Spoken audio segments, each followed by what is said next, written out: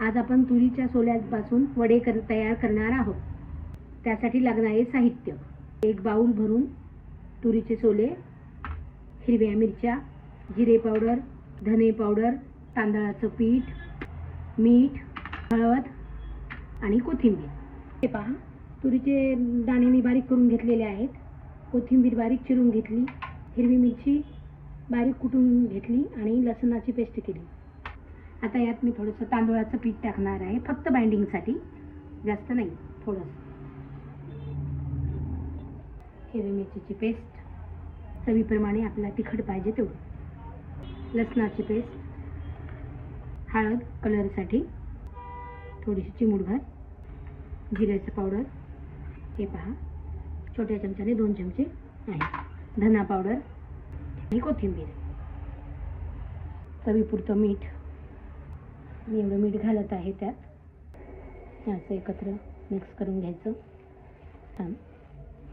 तांदळाचं पीठ याच्यासाठी टाकायचं की ते आपण वडे जेव्हा तेलात सोडतो ना, मग ते असे सुटणार नाही, त्याला बाइंडिंग येईल ना, त्यासाठी.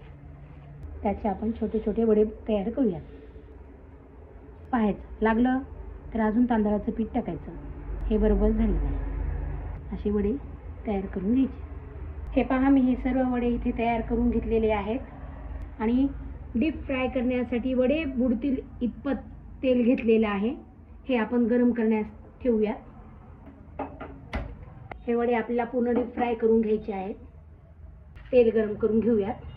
पहा, इथं तेल गरम झालेलं आहे. आपण थोडं मीडियम गॅस करूयात. मीडियम गॅसवर हे सगळे वडे तळून घ्यायचे आहेत, म्हणजे आतून पण कुरकुरीत होतील. मी आता इथं वडे टाकत आहे. एक एक वडा असा अलगद टाकायचा तेलामध्ये.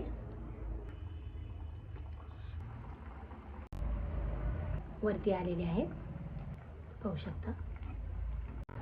हे पहा, वडे आता छान तळलेले आहेत, सोनेरी रंग आलेला आहे. काढून घेऊयात. तुम्ही पाहू शकता.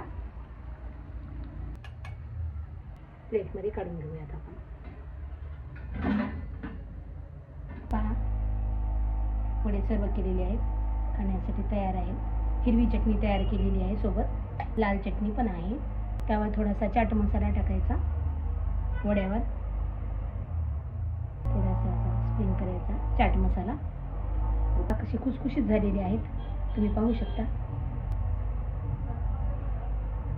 नरम आणि खुसखुशीत झालेले आहेत.